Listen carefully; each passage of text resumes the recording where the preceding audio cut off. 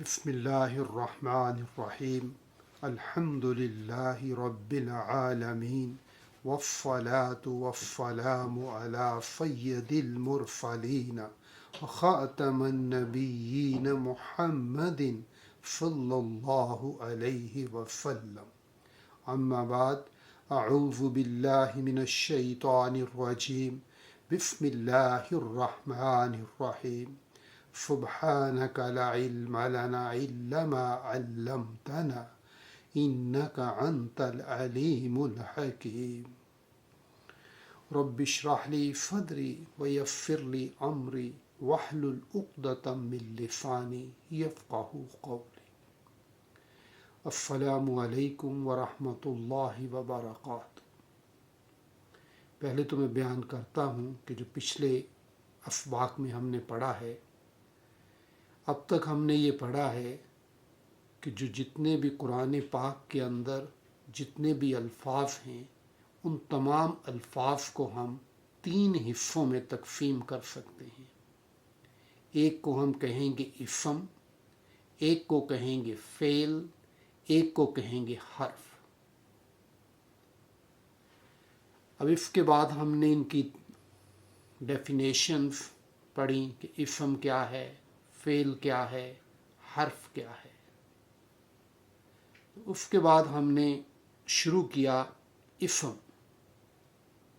کہ پہلے اسم کا چیپٹر پڑھیں تو پھر بعد میں فعل کا چیپٹر پڑھیں گے، اور حرف جو ہے یہ ساتھ ساتھ پڑھا جائے گا، کچھ اسم میں پڑھیں گے کچھ فعل میں پڑھیں گے۔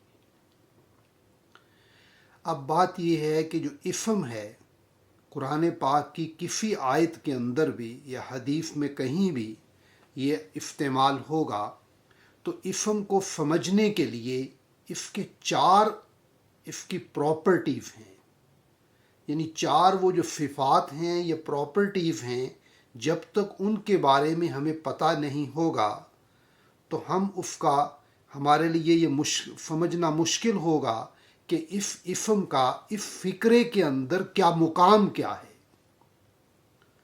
تو اس میں سے جو پہلی صفت ہے، جو پہلی پراپرٹی ہے، اس کو کہتے ہیں اعراب۔ اعراب اعراب ان انگلش میں ہم کہہ سکتے ہیں سٹیٹس، کہ اس کا سٹیٹس کیا ہے، اعراب کیا ہے، یا اردو میں ہم کہہ سکتے ہیں حالت کیا ہے اس کی۔ تو اس کی میں نے مثال اپنی پچھلی کلاس میں بھی دی تھی کہ جو حضور پروفٹ محمد صلی اللہ علیہ وسلم کا نام ہے، تو جب ہم کلمہ پڑھتے ہیں تو وہاں پہ محمد آتا ہے صلی اللہ علیہ وسلم، جب آذان کہتے ہیں تو محمدن صلی اللہ علیہ وسلم آتا ہے، اور جب درود پڑھتے ہیں اس میں محمدن صلی اللہ علیہ وسلم آتا ہے۔ تو اس طرح تینوں جگہ پہ جو اینڈنگز ہیں، اینڈنگز بدل رہی ہیں، انہی اینڈنگز جو ہیں انہی کو اعراب کہتے ہیں۔ تو اس کے پہلے ہم لوگوں نے ذرا انگلش گرامر کو زیادہ پڑھا ہوا ہے، تو پہلے میں آپ کو انگلش کی ایک مثال دیتا ہوں، تو پھر بعد میں بات کو کنٹینیو کرتے ہیں۔ یہ 3 فقرے میں نے لکھے ہیں یہاں پہ۔ ہی ہیلپڈ، اب اس میں جو ہی ہے، ہی فقرے کا فاعل ہے، ہی سبجیکٹ ہے یہاں پہ۔ اب ہی ہیلپڈ، اور اس کے بعد لکھا ہے آئی ہیلپڈ ہم، میں نے اس کی مدد کی۔ پہلے میں جو ہی ہے یہ فاعل کے طور پہ آ رہا ہے، سبجیکٹ، لیکن دوسرے فقرے کے اندر ہم جو آیا ہے، ہم مفعول کی شکل میں آیا ہے کہ اس پہ کام ہو رہا ہے جو ہے۔ اور جو آخری فقرہ ہے his pen is new, his کے اندر، ہز پین میں اس کا پوزیشن، اس کی ملکیت ظاہر ہو رہی ہے۔ تو اس طرح یہ تینوں فقروں کے اندر جو ہی کو ہم نے مختلف انداز میں استعمال کیا ہے، تو اسی کو کہتے ہیں کہ ہی جو پہلے میں آیا یہ حالت فاعلی ہے، حالت فاعلی یعنی سبجیکٹ کنڈیشن میں آتا ہے کہ کام کرنے والا اس میں بتایا جا رہا ہے۔ دوسرا حالت مفعولی کہ جس پہ کام ہو رہا ہے، اور تیسرا حالت اضافی جس حالت اضافی کے اندر کوئی مطلب پوزیشن، کوئی ملکیت ظاہر کی جاتی ہے جو ہے۔ تو اس طرح یہ تینوں جو حالتیں ہیں، حالت فاعلی، حالت مفعولی، حالت اضافی، جس طرح یہ انگلش میں ہیں اسی طرح یہ عربی میں ہیں۔ تو فرق یہ ہے کہ انگلش کے اندر لفظ تبدیل ہو رہے ہیں، ہی، ہم، ہف۔ عربی میں بعض وقت لفظ بھی تبدیل ہوتے ہیں، لیکن زیادہ تر یہ اینڈنگز جو ہیں، اخیر والا لفظ جو ہے وہ تبدیل ہوتا ہے۔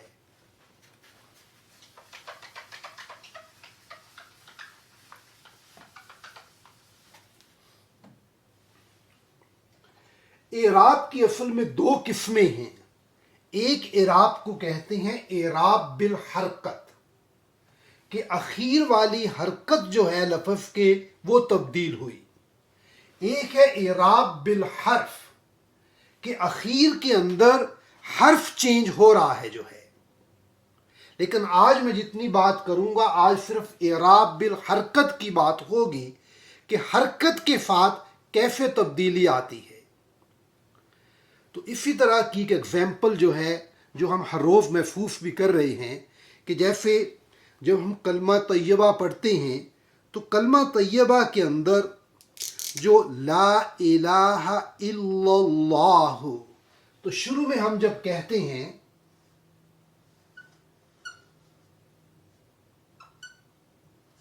اس میں اللہ ہو کہتے ہیں، تو بعد میں جب پڑھتے ہیں محمد الرسول اللہ، تو اس کے اندر جو ہے بعد میں جو اللہ کے پہ کفرہ آتی ہے جو ہے۔ تو اسی طرح جب قرآن پاک میں کئی جگہ پہ ان اللہ،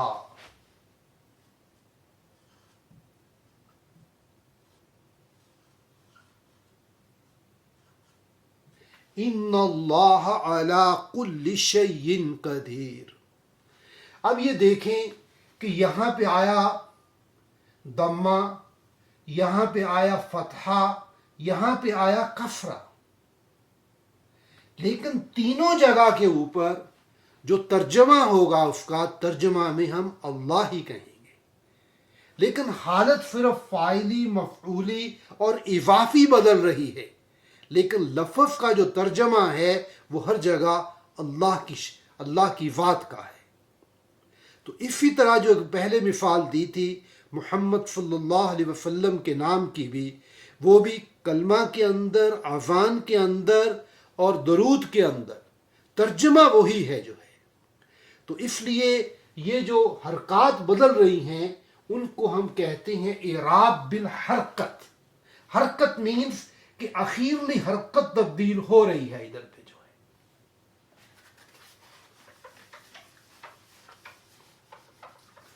تو اس لیے اعراب کی ہم اگر ڈیفینیشن کریں، تعریف کریں، یہ ہوگی کہ لفظ کے اخیر کے اندر آخری حرکت جو تبدیل ہو لیکن اس سے معنی تبدیل نہ ہو، یعنی میننگز میں کوئی تبدیلی نہ آئے جو ہے۔ میں اس کی ایک مثال دیتا ہوں آپ کو جو ہے، کہ جیسے کہتے ہیں انتا،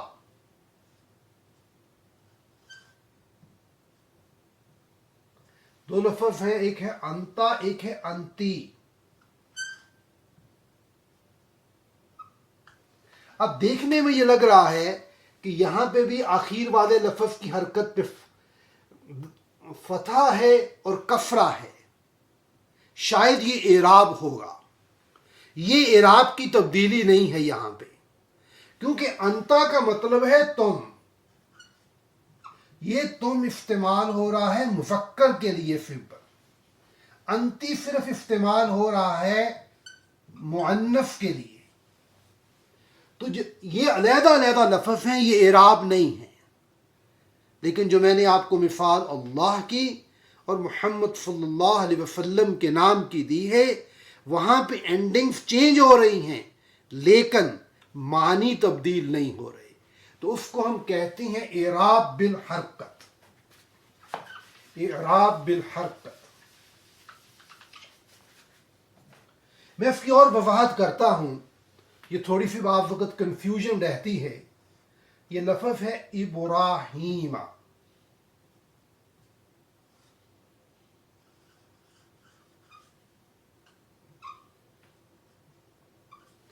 اب یہ لفظ ہے ابراہیم لکھا ہے۔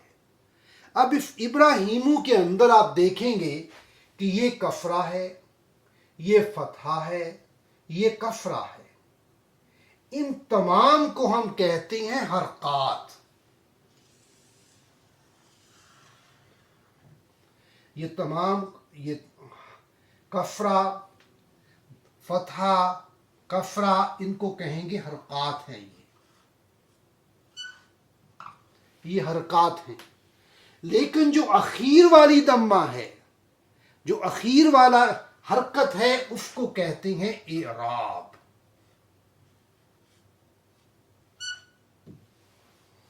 تو یہ فرق ہے، پہلے والے جتنے بھی آئیں گے ان کو کہیں گے حرکات، لیکن اخیر کے اندر جو حرکت آئے گی اس کو کہتے ہیں اعراب۔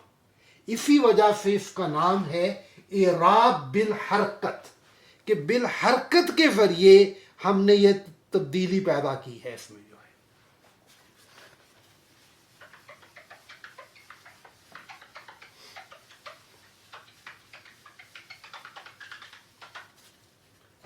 اب یہ دیکھتے ہیں کہ عربی کے اندر اس کے کچھ ٹیکنیکل نام ہیں، جیسے حالت فاعلی، سبجیکٹو کیس کہتے ہیں جیسے انگلش میں، تو یہاں پہ کہتے ہیں رفع۔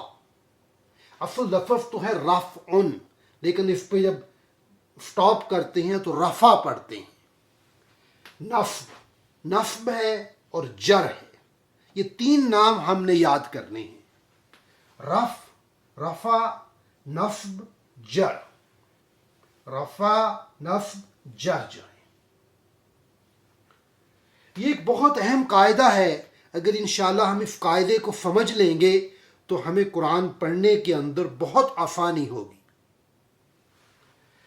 اب یہ ہم نے سمجھ لیا کہ ہر اسم جو ہے، ہر اسم رفع میں بھی ہوگا، نصب میں بھی ہوگا، جر میں بھی ہوگا۔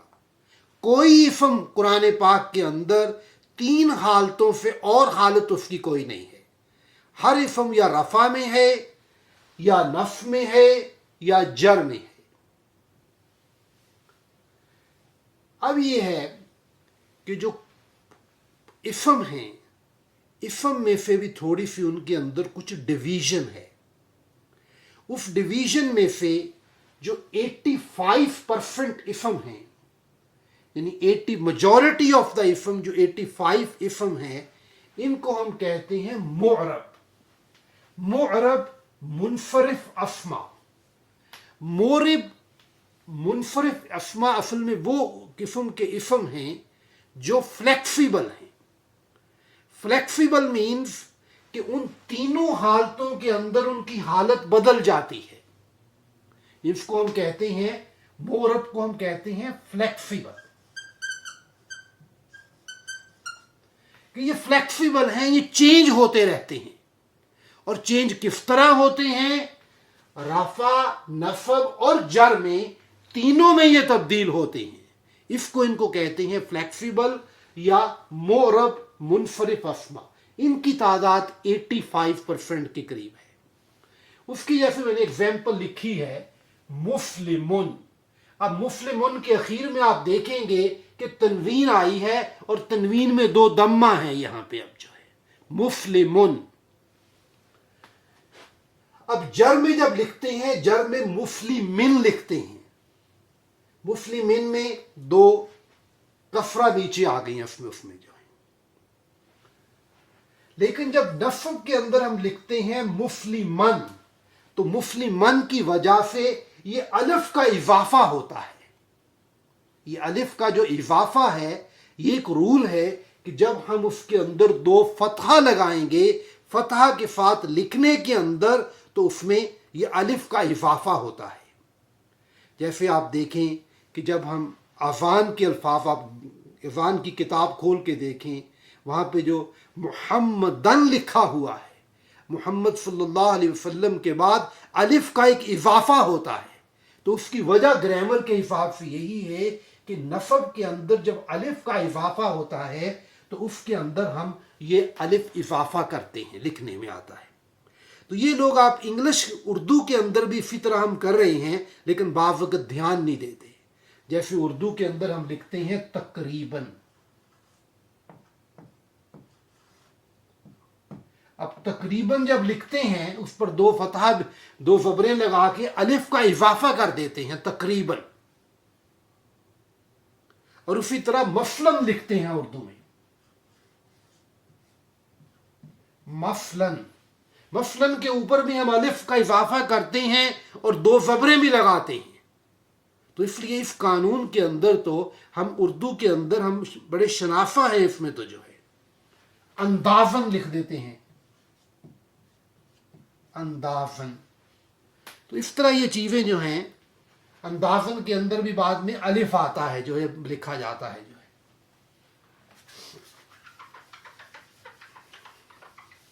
اسی کے کچھ ایگزامپلز دی ہیں آپ جو ہیں کتابن کتابن کتابن. یہ تو ایک طرح کے حرف تھے نا دونوں جو ہے کہ دونوں کے اندر یہ الف کا اضافہ ہوا بات ہو گئی. اب اس کے بعد یہ دو لفظ اور لکھے ہیں ان میں کچھ رول چینج ہو رہا ہے. رول چینج یہ ہو رہا ہے کہ اگر اسم کے اخیر میں تا مربوطہ آئے تا مربوطہ مینز گولتا یہ گولتا آئے تو پھر نصب کے اندر الف کا اضافہ نہیں ہوتا. یہاں ہوگا جنتن جنتن. آپ دیکھ رہے ہیں کہ اس کے اندر الف کا اضافہ نہیں ہوا.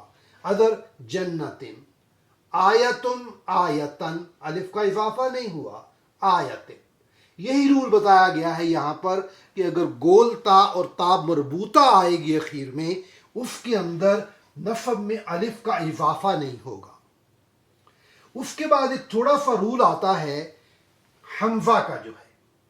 اگر تو حمزہ سے پہلا حرف الف ہے تو پھر اس کے اندر الف کا اضافہ نہیں ہوگا. جیسے ماؤن ماً مائن جزاؤن جزاءن جزائن. کیونکہ حمزہ کے پہلے الف ہے اور نصب میں الف کا اضافہ نہیں ہوا. لیکن اگر حمزہ سے پہلے یا آ جائے یا حمزہ سے پہلے واو آئے یعنی حمزہ سے پہلے یا آئے یا حمزہ سے پہلے واو آئے تو دونوں صورتوں میں نصب کے اندر الف کا اضافہ ہوگا. شیئن لکھیں جب بھی آپ دیکھیں گے شیئن لکھا ہوگا جو ہے. فو ان جب لکھیں گے تو اس کے اندر الف کا اضافہ ہوگا. شیئن اینی تھنگ تھنگ کو کہتے ہیں شیئن. فون برائی جزاؤن بدلہ ماؤن پانی. بس یہی رول بتایا گیا ہے کہ نارملی الف کا اضافہ ہوتا ہے یہاں پہ. اگر گولتا یعنی تا مربوطہ آ جائے تو اس کے اندر نصب میں الف کا اضافہ نہیں ہوگا.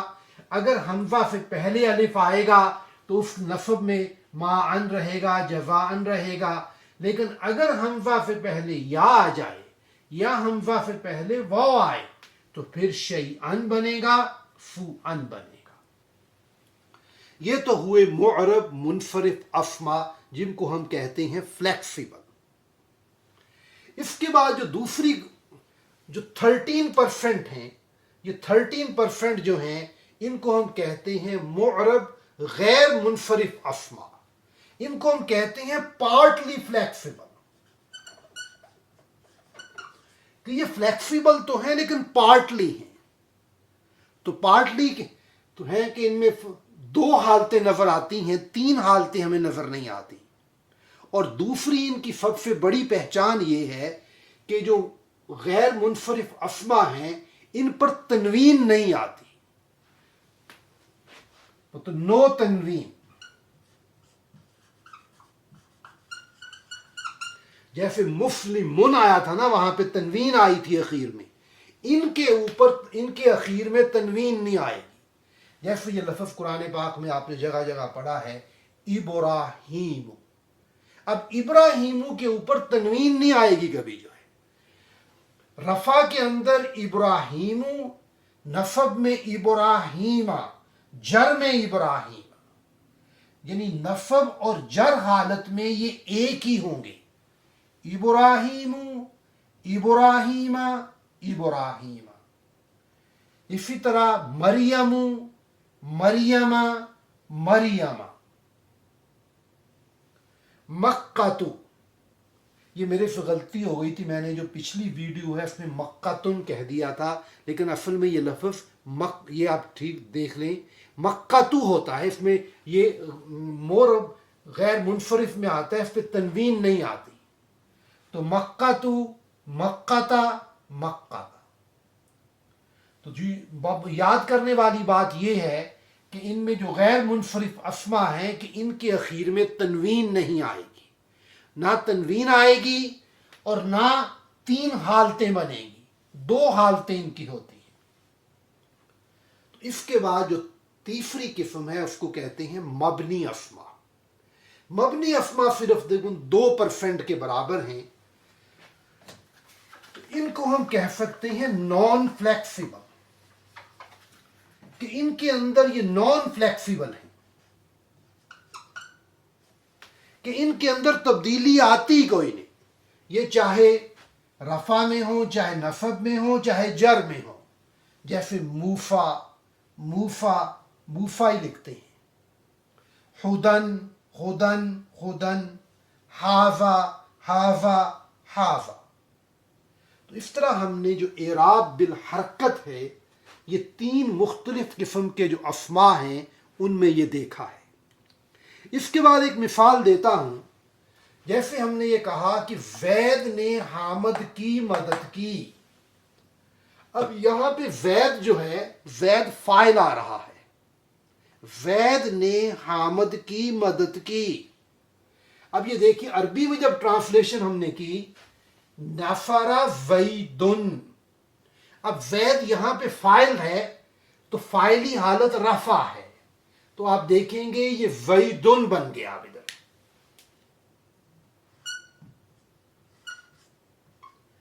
زیدن، اب زیدن کی وجہ سے یہ فاعل بن گیا یہاں پہ. زیدن حامدن، اب نام تو حامد ہے اس کا، لیکن حامدن اس کو نصب کے لیے جب لکھا گیا تو اس میں الف کا اضافہ ہوا ہے. تو اس طرح عربی میں ہمیں پتہ چلتا ہے کہ کون سا فاعل ہے، کون سا مفعول ہے. لیکن اسی فکرے کو ہم اگر چینج کریں، اب حامد نے زید کی مدد کی، اب حامد اس کے اندر فاعل ہے، زید اس کے اندر مفعول بن گیا. تو اس کی وجہ سے جو حامد ہے، حامد اب رفع میں چلا گیا. نفر حامدن زیدن. اب زید کے دیکھیں اخیر میں نصب الف کا اضافہ ہوا، یہ نصب میں آ گیا. تو جب ہم ان چیزوں سے شناسا ہوں گے، تو جب رفع نصب اور جر کی ہمیں پہچان ہوگی، تو جب بھی ہم کوئی فقرہ پڑھیں گے تو ہمیں فوراً پتہ چل جائے گا کہ یہ فاعل کی حالت میں ہے یا مفعول کی حالت میں ہے. تو اس طرح ہمیں یہ اعراب کو سیکھنا ہے. تو اس ویڈیو کو بار بار دیکھیں، کیونکہ یہ بہت ایک اہم قاعدہ ہے عربی کا. اگر ہمیں یہ کلیئر ہو جائے کہ یہ کس طرح اعراب بنتے ہیں تو انشاءاللہ اسم کو سمجھنا بہت آسان ہوگا. تو یہی دعا ہے کہ اللہ تعالی ہمیں صراط مستقیم پہ چلائے، ہم اس دنیا میں بھی کامیاب ہوں، ہم آخرت میں بھی کامیاب ہوں. آمین ثم آمین. کوشش کریں کہ اس ویڈیو کو زیادہ سے زیادہ لوگوں کو شیئر کریں تاکہ زیادہ سے زیادہ لوگ اس سے فائدہ اٹھائیں.